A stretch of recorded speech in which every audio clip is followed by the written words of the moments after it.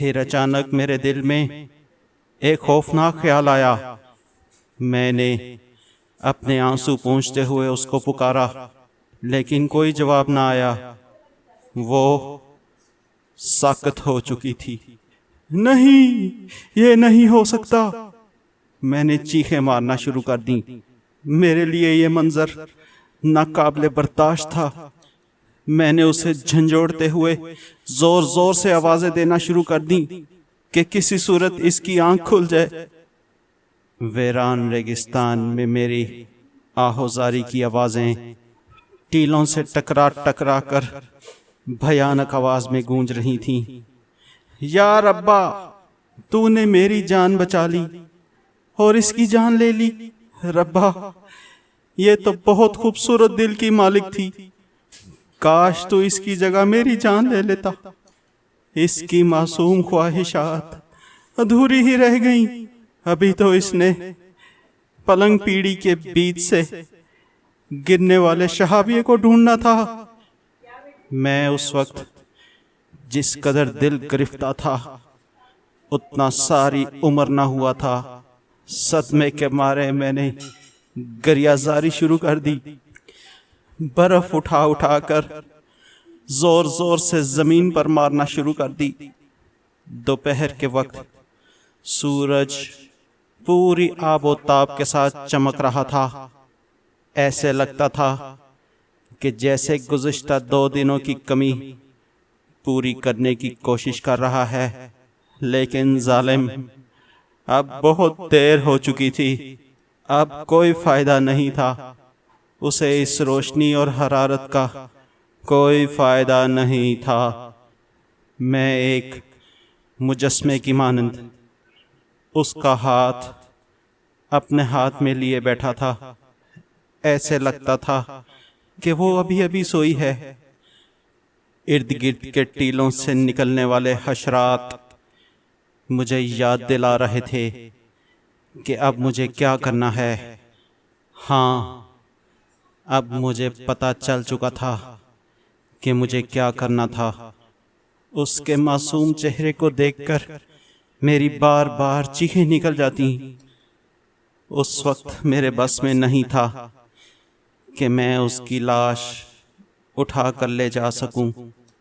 صحرا کے بھوکے حشرات کے حملوں سے بچانے کے لیے میں نے وقتی طور پر اسے وہیں دفن کرنے کا فیصلہ کیا۔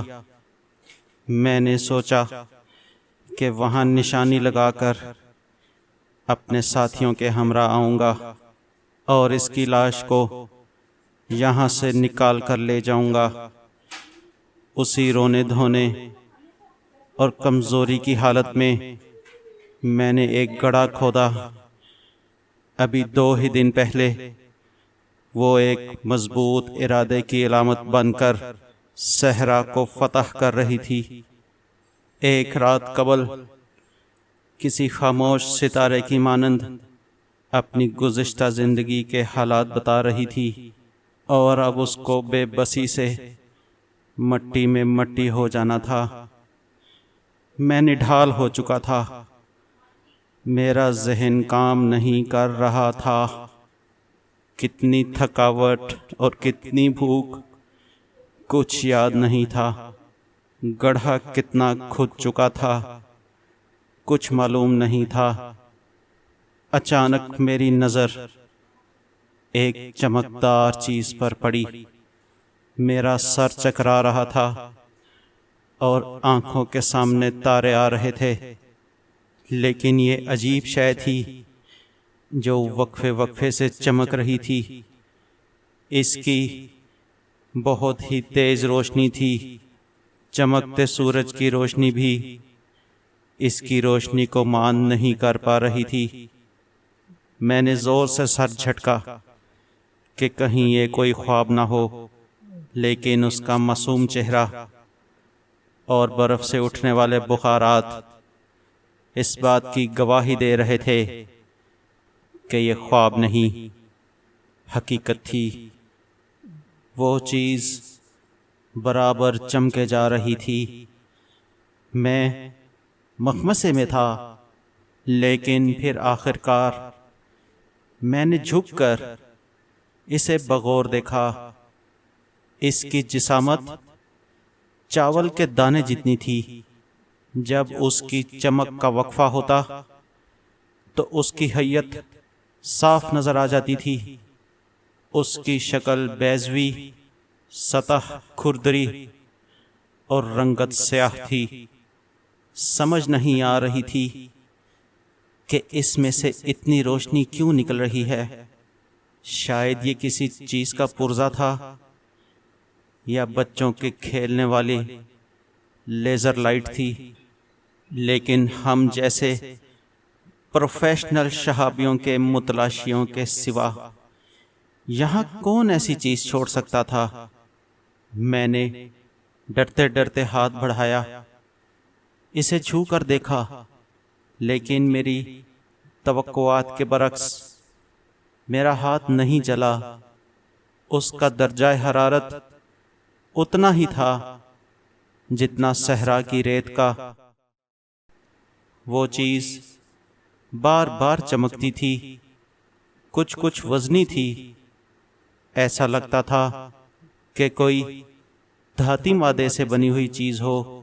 میں نے اسے قریب سے دیکھنا شروع کیا، لیکن جب بھی وہ چیز چمکتی تھی مجھے اپنی آنکھیں بند کرنا پڑتی تھیں۔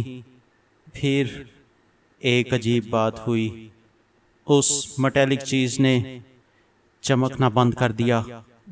میں نے اسے مزید قریب سے دیکھنے کی کوشش کی تو اس میں سے ایک لطیف سی نیلی روشنی نکلنی شروع ہو گئی۔ میں نے ڈر کے مارے اسے پھینکنے کا ارادہ کیا، لیکن ایک اور عجیب بات ہوئی۔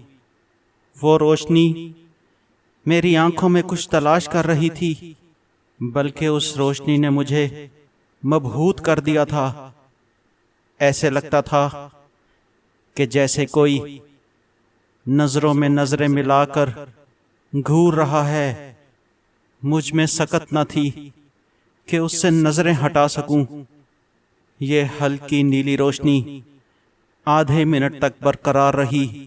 میں نے ابھی سانس بھی نہ لیا تھا کہ ایک اور تیز روشنی نے میری دائیں آنکھ کو گھیر لیا۔ اس روشنی کا رنگ بھی نیلا ہی تھا۔